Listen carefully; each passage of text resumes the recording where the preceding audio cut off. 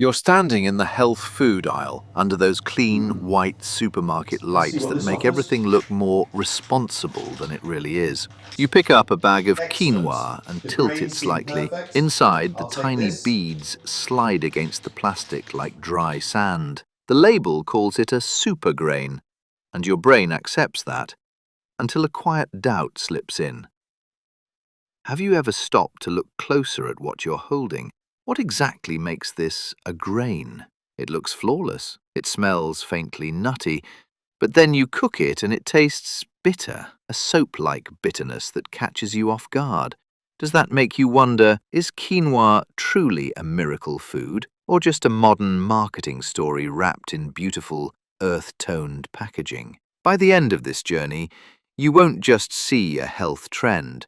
You'll have a 5-second rule for choosing the right quinoa for the meal you actually want to make, and you'll understand the secret that the label never told you.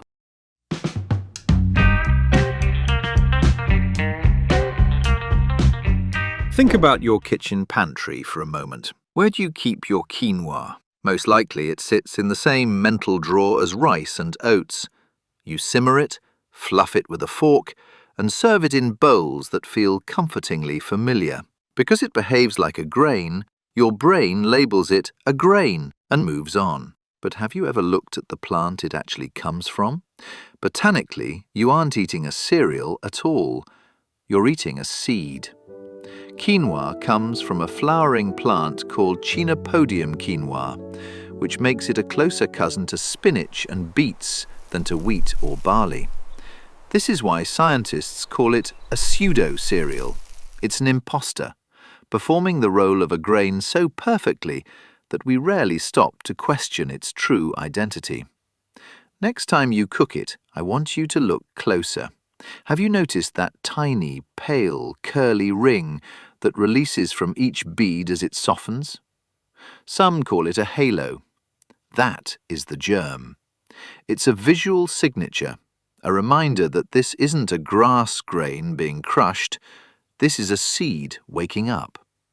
Once you notice that ring, quinoa stops being a generic health food in a plastic bag. It becomes something specific. And as you're about to see, specific foods carry heavy histories. Imagine yourself standing 5,000 meters above sea level, high in the Andes Mountains of South America. Here, the altitude changes everything. You feel the bite of the sharp winds, the bitter cold of the nights, and the resistance of the stubborn, rocky soil. In this place, farming isn't just work. It's a test of toughness for both plants and people. For over 5,000 years, Andean communities didn't just grow quinoa, they relied on it. Why? Because it thrived exactly where other crops surrendered. Have you ever wondered why the Incas called it the mother grain? Legend says the Inca Emperor himself would plant the first seeds of the season using tools made of solid gold. It was a ceremony of deep gratitude. But don't let the gold distract you. The sacredness of quinoa was intensely practical. In a world of unpredictable mountain weather, quinoa wasn't just dinner. It was stability. It was insurance against hunger when the air grew too thin for anything else to survive. So, if it was this powerful, why did it take so long for you to find it on your local supermarket shelf? The answer isn't about its nutrition. It's about a clash of distance, culture, and power. For centuries, quinoa stayed hidden, locked away in the high altitudes of Peru, Bolivia, and Ecuador. Geography is a powerful fence. A mountain crop doesn't travel as easily as salt or spices. But in the 1500s, a different kind of fence was built, the fence of colonial history. When the Spanish conquistadors arrived, they didn't just bring swords, they brought seeds. European crops like wheat and barley rose in status, taking over the land and the culture. Have you ever wondered how a superfood can almost disappear? It wasn't because quinoa failed to grow, it was because the system around it changed. I want you to picture the shift in an everyday kitchen back then. New grains arrive from across the ocean. New tastes are praised as superior, while the old indigenous staples are pushed aside, labeled as food for the poor. Food can vanish without a single dramatic explosion. It happens slowly, through the choices farmers are forced to make, through market pressures, and through what people are taught to value.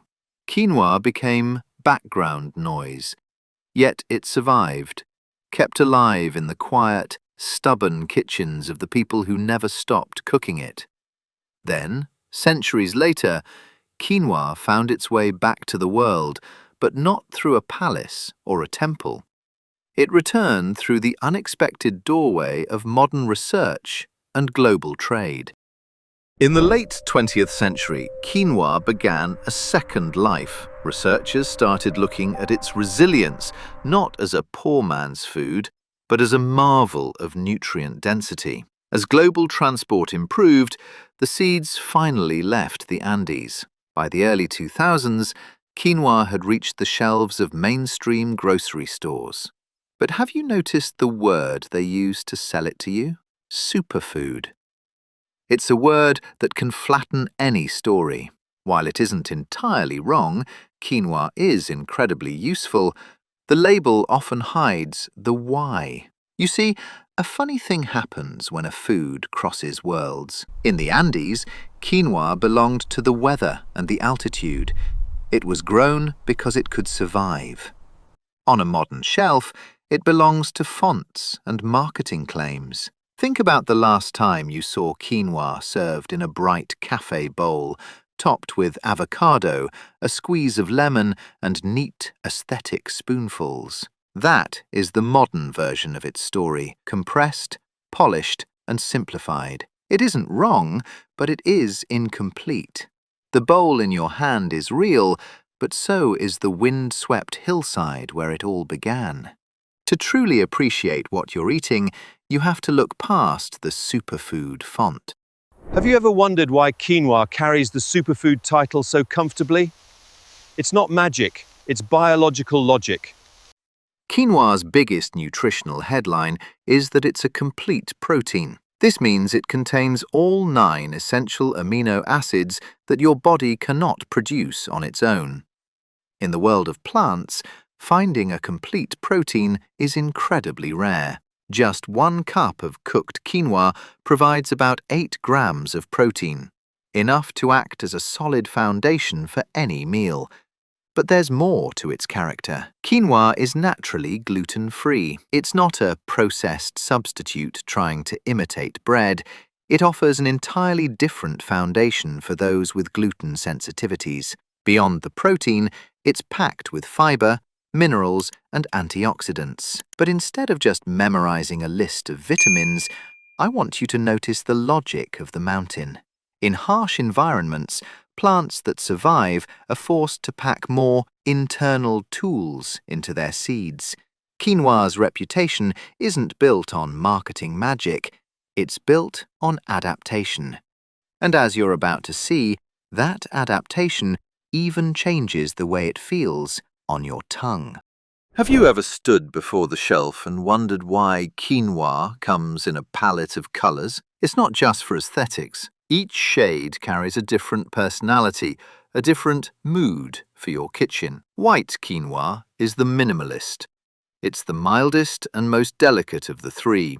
When you cook it, it turns soft and fluffy, making it the perfect partner to fold into a warm soup or a light morning bowl. It's there to support, not to overwhelm. Red quinoa, however, demands more attention. It's nuttier, firmer, and has a stubborn heart. Have you noticed how it refuses to lose its shape even when chilled? That's why it shines in cold salads. Each seed stays distinct, offering a confident pop with every bite. Then there is black quinoa. This is the rebel. It has the earthiest flavour and a deeper chew, requiring a few extra minutes of your patience in the pot. You choose black when you want the quinoa to be the star, not the background. But no matter which colour you choose, you might encounter a first-time surprise. You take a bite and it tastes oddly bitter, like something went wrong in your kitchen. I want to reassure you, it didn't. Quinoa was simply being itself. Have you ever wondered why quinoa tastes like soap if you forget to wash it? That bitterness isn't a flaw in the food, it's a masterpiece of botanical defense. You see, every quinoa seed is wrapped in a natural coat of saponins.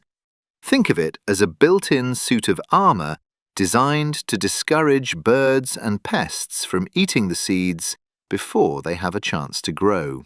In the wild, this bitterness is the plant's survival strategy. But when that seed reaches your kitchen, that armor becomes an obstacle.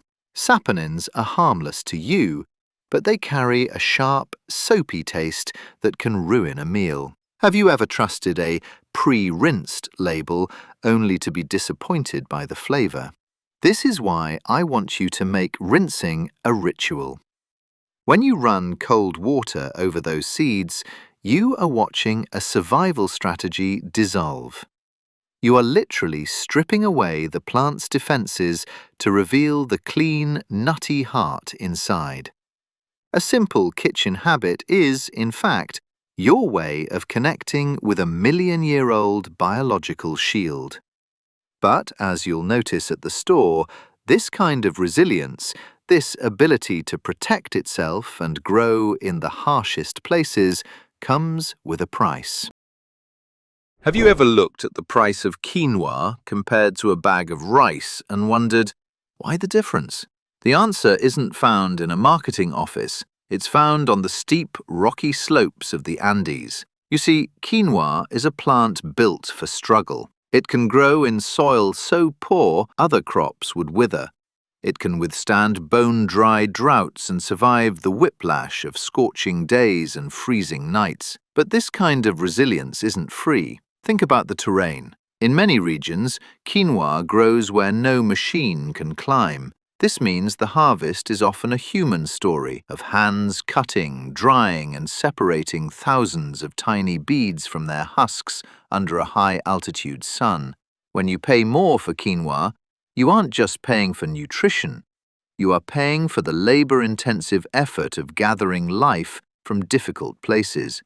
But after all that struggle, after all that work to protect itself and survive the mountains, quinoa meets you in your kitchen with a surprising kindness. Despite its tough history, it is remarkably easy to cook. After centuries of surviving the Andean winds, quinoa enters your kitchen with a surprising, humble promise: simplicity. Have you ever noticed how some of the most complex stories in nature have the simplest requirements? For quinoa, it's a simple ratio, 1 part seed to 2 parts liquid. As you bring it to a boil and let it simmer for 15 minutes, I want you to resist the urge to peak. Let the steam do the work. But here is a secret to elevate your experience.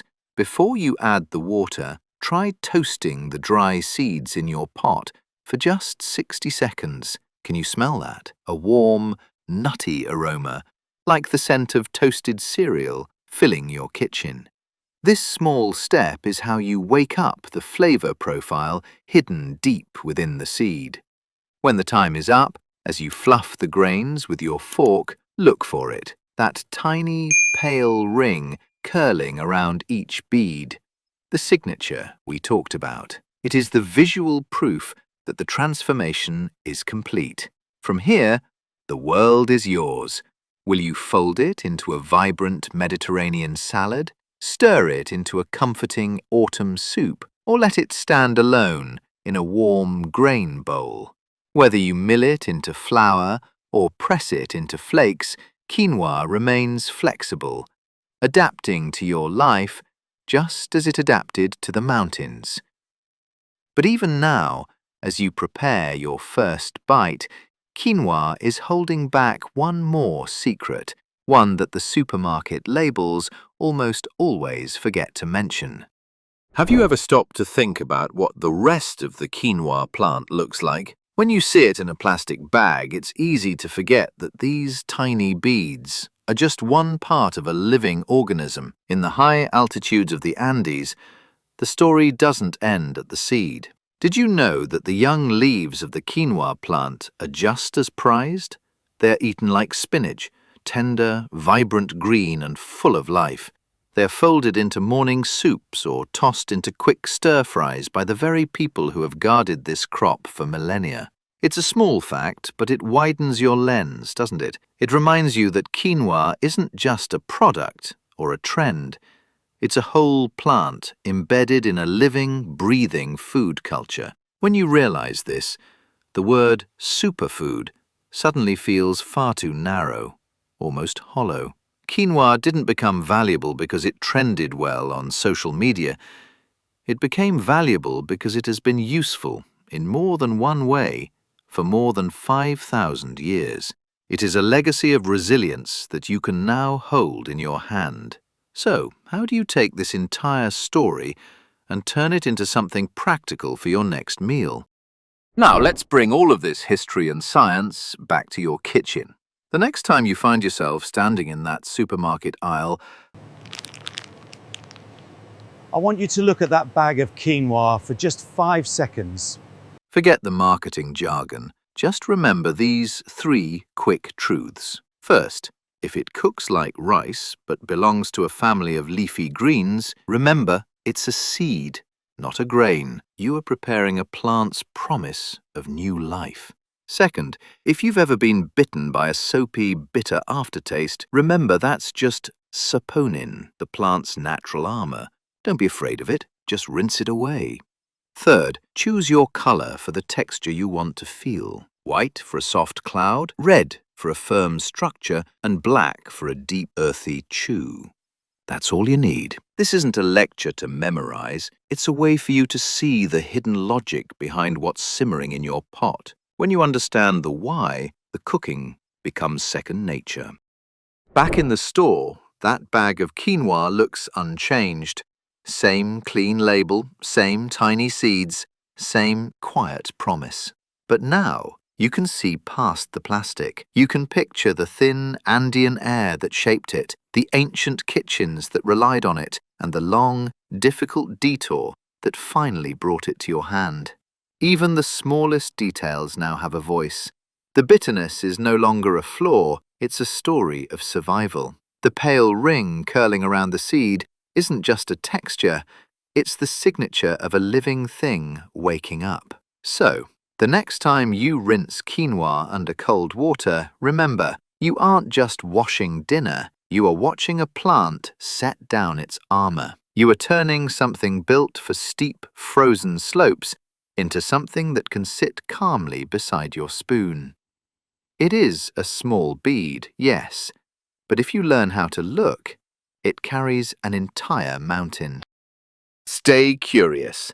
Look closer. The next time you watch those pale rings emerge in your pot, remember, it isn't just a health trend, it's a 5,000-year-old story of resilience, finally finding its place in your home. If this journey gave you a new perspective, consider subscribing to join us on the next one. And if there is a simple thing in your life, a spice, a tool, or a ritual that you've always wondered about, let us know in the comments. We'd love to decode its hidden logic with you. Until next time, keep looking closer. Thank you for watching. This is QC Project -9's Simple Things.